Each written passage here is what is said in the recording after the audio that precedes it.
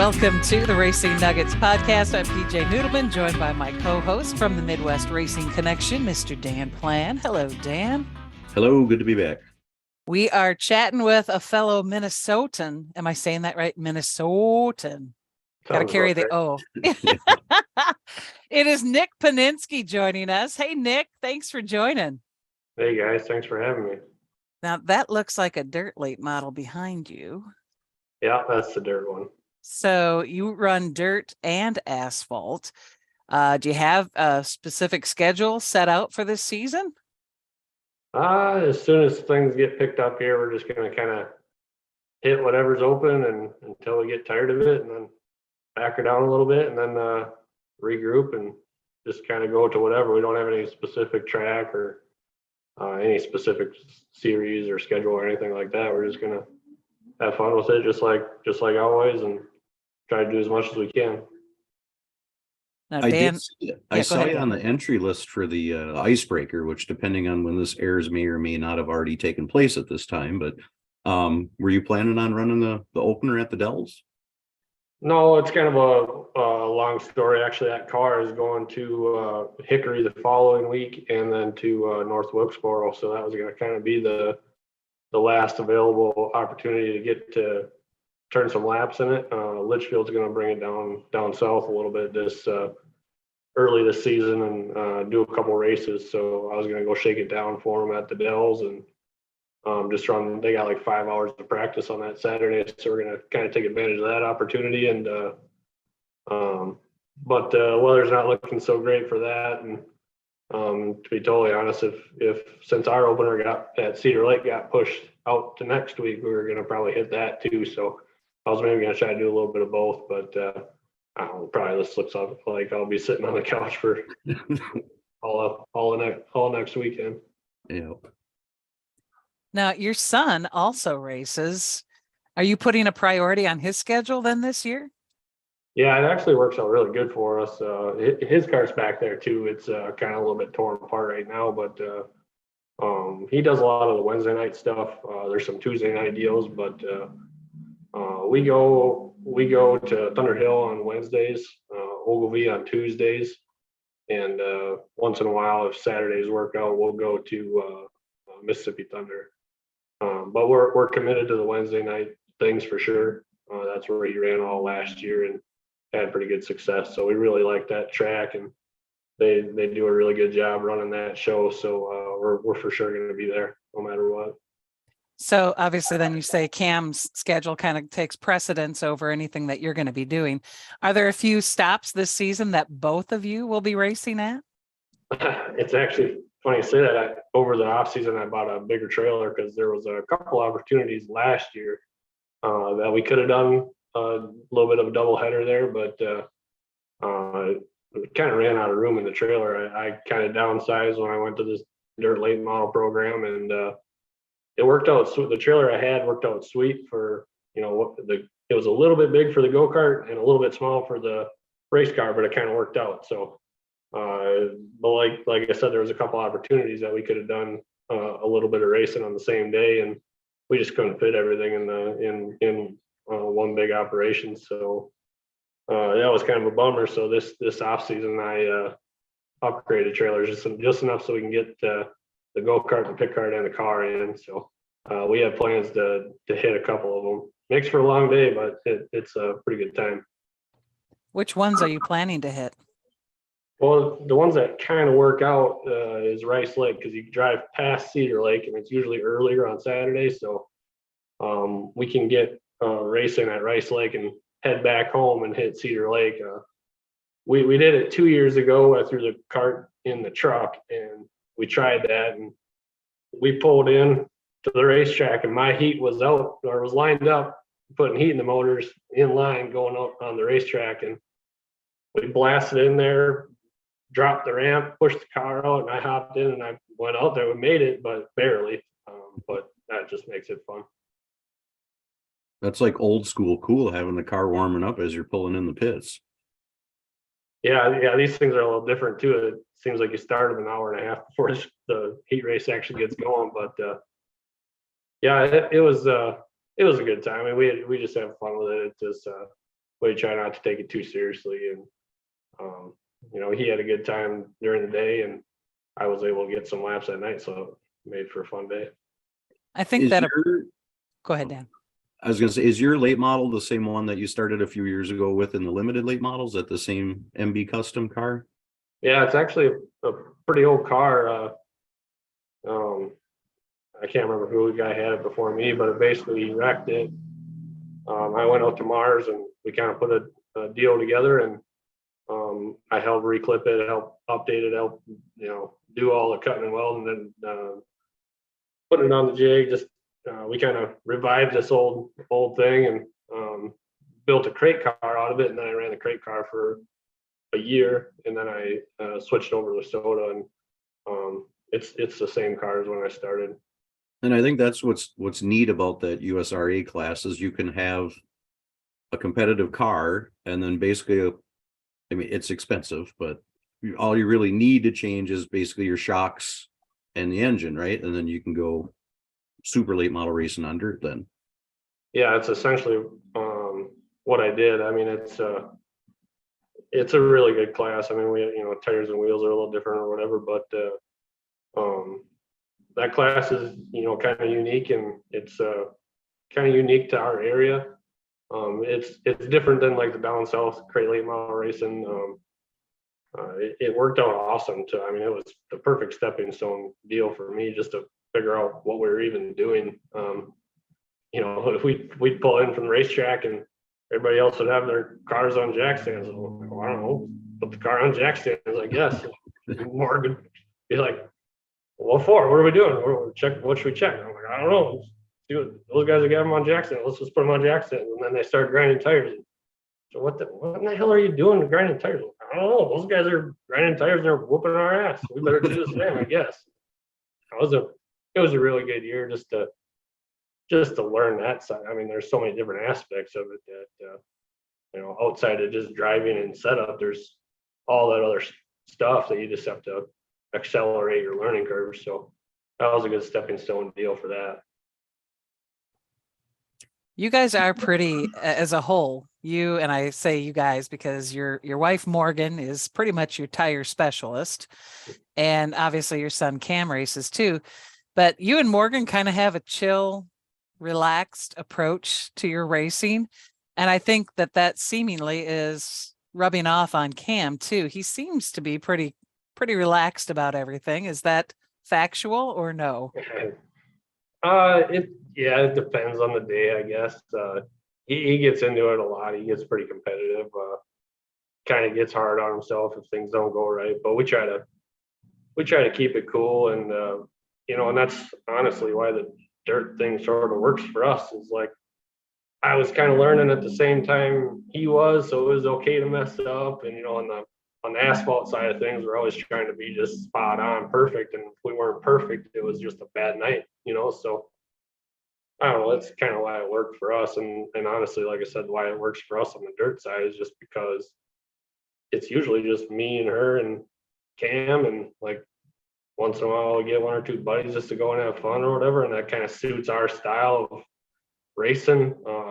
Granted, we love the asphalt stuff. We loved everything we did for years, all them years, and we'd go back to it in a second, but we're just not really all that set up to do so.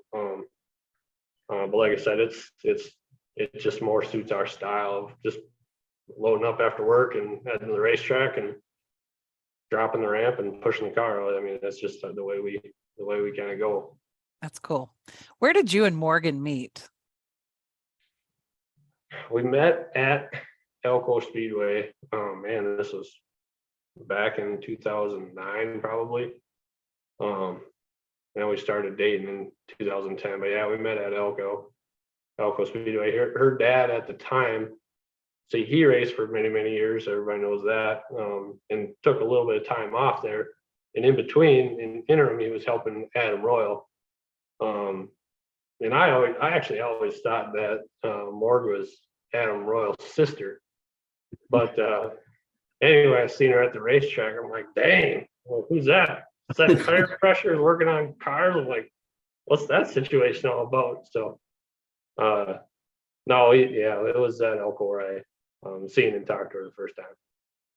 So it wasn't all just, I need someone that knows what they're doing on tires. She was a looker too. Yeah, it's definitely my style in every sort of way. You got your start up at Sauk, is that right? When that was open? Yeah, and that's actually why I started racing asphalt to begin with. I was right from Sauk Center, I mean a mile from I-94. That's back when I-94 was in Sauk Center. Right now it's at, I-94 is considered Fergus Falls, but I was a mile from the racetrack, and I grew up on the dirt in at Runestone, and that's right outside Viking Speedway, right outside turn 1 and 2, in Alexandria, Minnesota, and that's where I grew up racing on the dirt. And I mean, for 4 or 5 years or whatever it was that I raced karts, it was on the dirt. And I was like, well, guess we get a big car now. And if I was going big car racing, it was at I-94 because it was right in our backyard. So I mean, when we started, we didn't have a trailer, or I mean, we weren't set up to go racing. None of us knew what we were doing. I mean, we didn't know nothing. I actually just left my car at the track, and I'd bike down there after school and work on the thing or whatever. And during the summer days when I was out cutting grass or whatever, I'd stop in there and work on it a little bit. I didn't know what I was doing, but figured it out. And then those were the days back when we didn't know nothing. Shoot, there was times in tech they're like, yeah, we're gonna tech torque converters tonight. And we're like, all right, where's that at? We do that. You do that, or how's that work? Can you point to where that it's at, and we'll try to help you? Or, yeah, we had no idea what was going on at all. Oh my gosh. That story actually makes me want to ask you then, what made you want to get into racing? If you weren't like from a racing family like Morgan, what was it that drove you to be like, I want to drive a race car? Oh man, it's for as long as I can remember, that's all I ever wanted to do. I mean, I was big into sports, and I did basketball, football, the whole 9 yards. But I mean, all I ever wanted to do was go racing. And actually, the only way I was able to make it happen is at Runestone, they had Friday night races, and I'd beg my parents to go out there and watch, only because at intermission you'd pay $5 to drive somebody else's go-kart just for a couple laps or whatever. And I'd save up my own dollars or whatever when I was 9, 10 years old or whatever it was, and go out there and make a couple laps and pretty much just sit and beg. I just sat and begged until I got my own.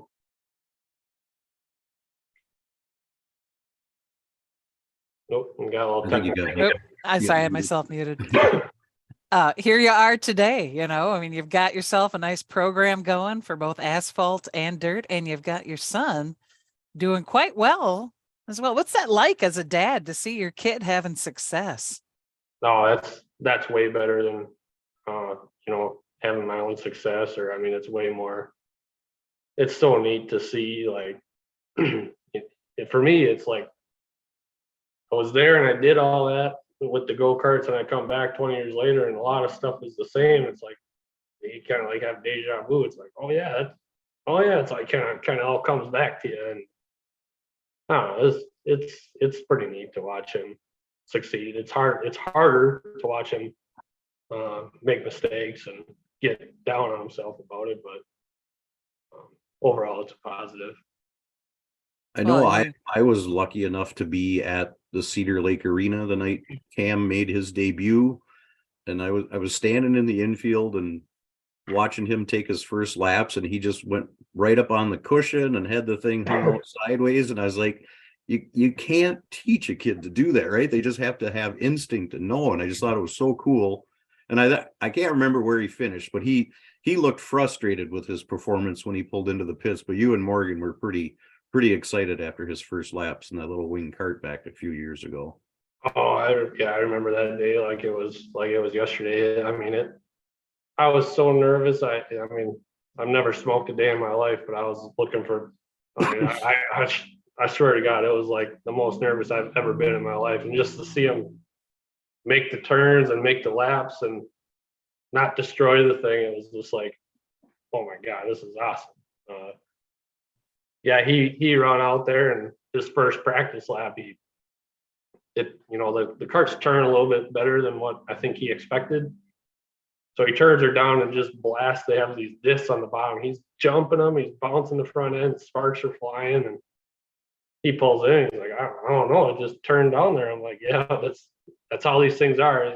And Cedar Lake's more of like, I would consider it more of like an asphalt go-kart track, just from the grip level, and you're pretty much running around in rubber, it seems like. So he turned the wheel just a little bit, and it just blasted the discs and started launching the thing. And I'm like, yeah, you're gonna have to try to stay out a little bit and try to get the thing yacht out or whatever. I mean, at the time I had no idea what I was talking about either, but yeah, next thing he's out running the top and sliding around, and it was a pretty good time.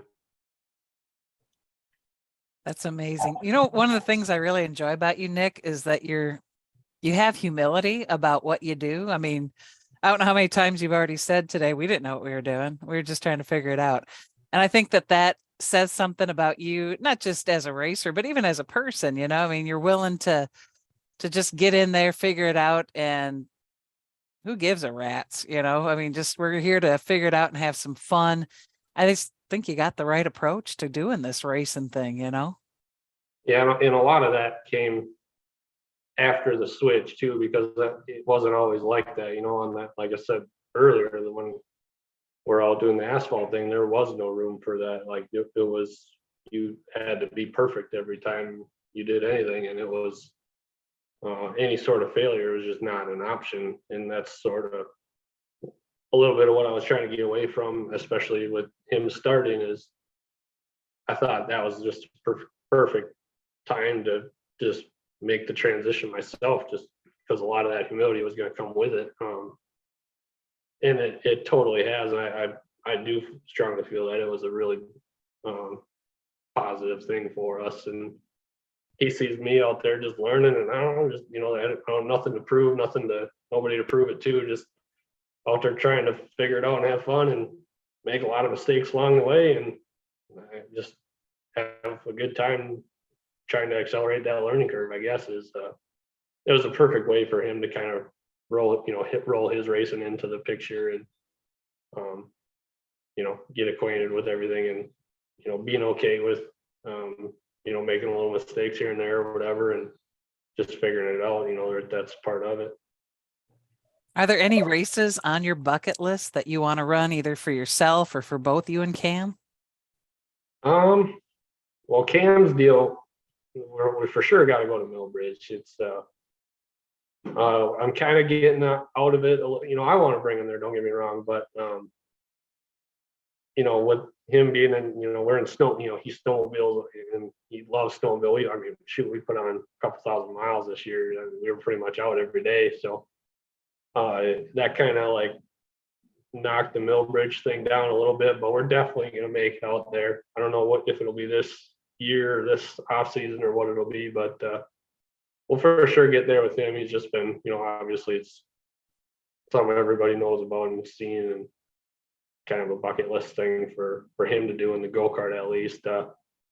For me, I don't really have a certain place or a certain track. What I really do want to do is to give the like one of the World of Outlaw or Lucas races a true shot.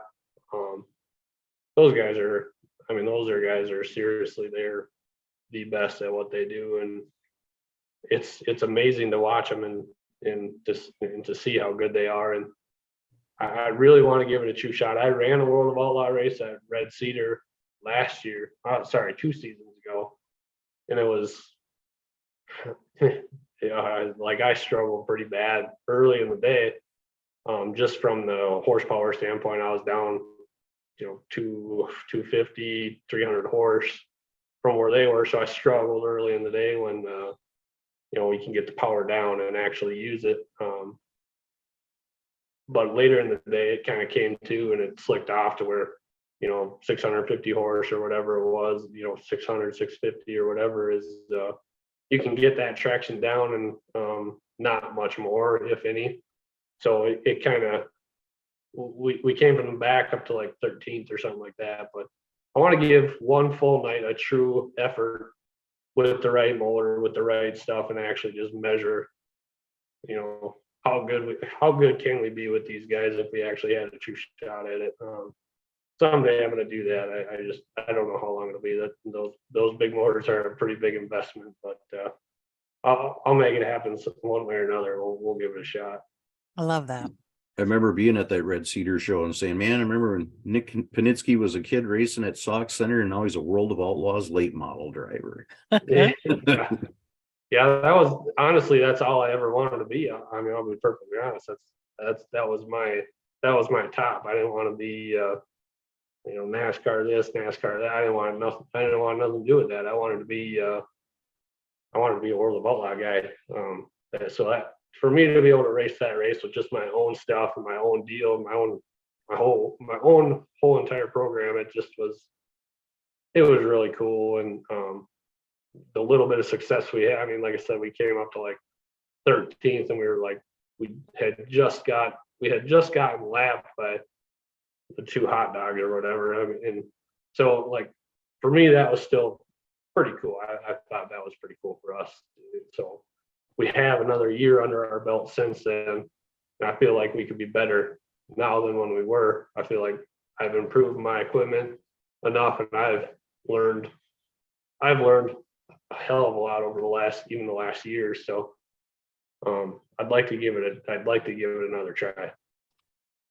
Who were some of your heroes, your racing heroes? I mean, who was it that made you want to beg your parents to let you go do that $5 go-kart run at that place? Or who are your heroes even now today? At the time, I don't know, Dan, you probably remember this guy, but Jesse Klug, he was Jesse the Kid. Jesse the Kid was my absolute idol, and I absolutely loved to watch him race everywhere, because actually he was kind of doing the same thing. He'd go run Asphalt for a few years, ASA with the Grand State deal, and he'd come back and mop up on him on the dirt or whatever. But that was always the top thing, is when I was racing go-karts, he was in the dirt late model at Viking, pretty much mopping up, and he was my idol at the time. And actually, like, kind of weird circle there, but I actually ended up racing for him in the go-karts towards my last couple of years of go-karts there. He had a go-kart, he made frames, and I mean, he was a go-kart manufacturer. So I actually got to drive the factory ride for him those last couple of years in go-karts. But as far as nowadays, there's so many more people I look up to that, are not just about, just their driving skills or whatever. It's so many more people like on the dirt. AJ Demo was one of them. He's one of those guys that he's just good every time, no matter what. And he's one of those guys that you talk to, and he doesn't know just about cars or just about setup or just about car specific things or the dirt or whatever. He knows about just everything. Like, you have a question about, like, man, I really want to figure out how to hang this tire rack up in my trailer. What do you think the right way to do it is? And he just knows everything. I mean, he knows everything racing and beyond. I really look up to him, and I really like his driving style, and I'd really, really love to beat him when I can. I try really, really hard to, and we've gotten good enough to be able to compete with him. And to me, that's just cool as hell. That's very cool. Go back though to where you said you got to drive for your hero, Jesse the Kid. How did that come together? That's actually not as much of a fun or good story at all. My go-kart was actually in a trailer that was in a car accident on the freeway, and all my stuff was wrecked, and I was leading the points, and I was at the top of the current level or whatever, and I was basically out of the seat. And I mean, we couldn't afford barely put gas in the cart that we had, so we're certainly not getting a new one. So he really, he's honestly, he just stepped up. He's like, hey, I want to make sure you can finish the season. And then we had such good success with it. I mean, we were doing really, really good. And it was actually a really good business thing for him because we'd run good or we'd win or whatever. And people would be like, well, what the hell? Don't we have the same as what he's got? Oh, he's got the new style clutch. Well, then he'd go sell 10 clutches that week. And then the next week it'd be something else, like, so it was a good business deal for him, I think, at least, but he really stepped up and was the reason I could have been done right there. I have no idea, but that's kind of how that deal came about. That's actually a very cool story. So your little pre-setup there that it's not very cool is drastically wrong. That's Yeah. very cool how that came together. I mean, you guys had a misfortune and he recognized that you were in the hunt and he stepped in. That's awesome. It worked out for everybody, really. Did you win the championship then? Oh yeah. Yeah, we had really good success in that cart because actually the cart that I had was about as old of a cart as you could possibly even get to go around in a circle. We actually left the for sale sign right on the side because there was a big, huge hole on the other side. We just didn't want people to see that we had this old shitty cart. So we just left the for sale sign on there just to cover up the hole. But it was all good. I didn't care. I was so happy just to be able to do it. None of that stuff mattered to me at the time, I love that. Well, you have any more questions, Dan? Well, I told my cool Cam Panitzke story. Now I'll tell my cool Nick one last year when you won the Masters and I beat Cheeks to get down in the pits. And after he went off the scales, to see Jimmy Mars and Pat Dorr, it was the first two people to greet you when you got out of your car. That had to feel pretty good. Yeah, and I certainly don't. My idols or whatever doesn't stop at AJ. That AJ Demo. That was just one of the many. Jimmy Mars and Pat Dorr right up at the top there too. So to win that race, Jimmy was in third. And I knew he was back there, but I was swapping sliders with Pat Dorr. So those guys are just two of the kings from the area. And they're seriously, they don't get enough credit. Neither does people like Steve Carlson they're seriously at the top. They never quit and they're just good no matter what. So it was just guys like that, guys like Steve. They're all the same to me. They're just idols that I look up to and that are just good. And anytime you can beat them or just even not even beat them, just race with them. Like I said, me and Pat were slopping sliders, and I honestly, at the time, I was doing everything I damn could to win the race. But even if I didn't, I was gonna get done with the race and be like, "Do you see that? I was just swapping sliders with Pat Dorr."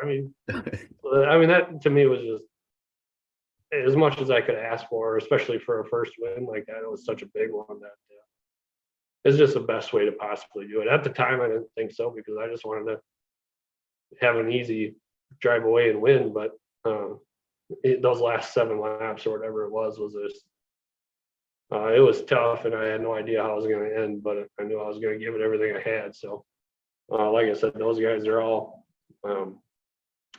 idols of mine, and Jimmy, there's no way I'd be doing any of this if Jimmy didn't at the time step up and get me to help kind of get me going and help me through all the things. Like I told you before, there's such a learning curve of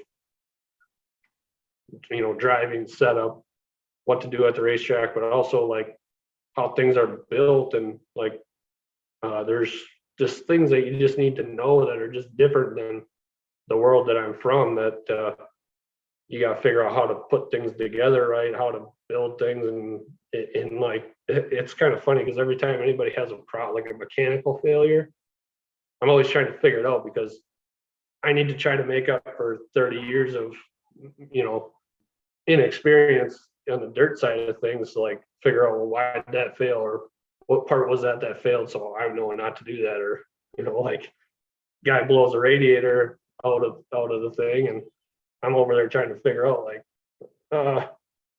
mind throwing this protractor in there to tell me what angle that big ass rock came and blew your radio on? You know, just asking for a friend. I think Just the so, win I, that so night, I can like, yeah, you see me over there cutting welding guards on, so the same thing don't happen to me. You know, just stuff like that. I just totally lean on people I like think Jimmy.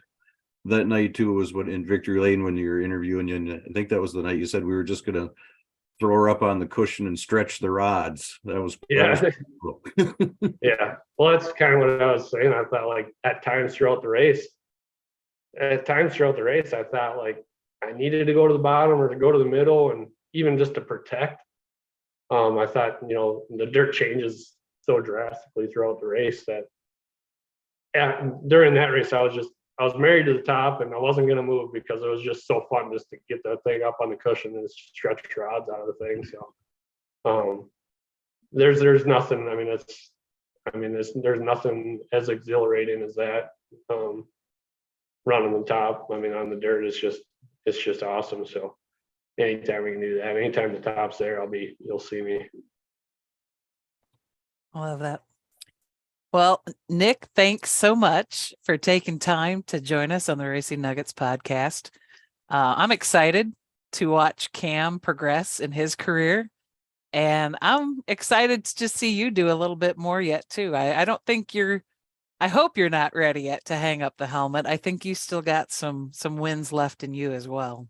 No, we'll definitely do some races. I got a couple ways to do some asphalt stuff still. I'll probably do a couple races this year. There's a couple at the end of the year that I'd like to do in town here, and obviously the Oktoberfest is still one that is very near and dear to me. So I keep bugging this. There's a guy east of me a couple hours. He's a new chassis guy, Tony or anyway, he just started building chassis, a few years ago or whatever, from the La Crosse area. I keep bugging him to try to get me in a car, but he hasn't bit yet. Was that Tony or Toby? Oh, Tony. Yeah, Toby. Yeah. Oh, okay. Yeah. So. I might know a guy that could help you with that. Yeah. Maybe. Yeah, we'll see. We'll see if he bites one of these days. I keep bugging him, but well, off the record, she said live on the podcast. I've actually heard him talk about that. Yeah. Mm-hmm. Yeah, we've talked about it here and there. Maybe, who knows? We'll maybe try to put something together. I was just thinking too, maybe you could be like Kyle Busch and get a 600 micro, and then both you and Cam could race at Millbridge. I think that I would like that a lot, and I think that Cam would love that a lot, but I could tell you somebody that wouldn't like that. She'd be in the passenger seat on the way home. I don't know. Sometimes, she really gets into it, and I could definitely see now the ride home not going so well if I ever bumped into Cam or vice versa, even really, to be honest. But yeah, I don't know, maybe someday. That would be cool to have the two of you race the same race. Well, I think eventually, future state, it'd be very cool to run a couple of late model races, and obviously it's quite a few years away, but I just think that'd be really cool, and honestly, we've contemplated the stuff like that Midwest truck deal. Just I think that'd be really fun for is something to get him outside of the go-karts or whatever, just to start, honestly, just have something like that around and do a couple hot laps here and there in town here or whatever. The track's only 5 miles from us or whatever, and just kind of just let him decide. I don't want to push too much on the dirt. I don't want to push too much on the asphalt, but maybe if we have a couple options, see what he thinks, see what he likes. And I think that truck deal would be really fun for us to kind of hit up all the old places that we're so accustomed to going to for all them years. And but we'll see. He's a lot. He just turned 11, so we definitely still have a little bit of time here left in the go-karts. I'm trying to get not from pushing them too fast in the racing thing. We're shoving it down the road or anything like that. But I'm trying to get out of the go-kart things as fast as I can before I start having 6, 7 go-karts flying around the garage and dozens of motors and this and that. I mean, he's already got a spare motor now as of yesterday. So trying to get out of go-karts as fast as I can, just so I'm not one of those guys with, go-kart shit everywhere. Oh, I love your brutal honesty. Good stuff. Well, Nick, God bless and good luck in 2023. We look forward to seeing you at a track down the road. I appreciate it. Thanks a lot for having me on, you guys.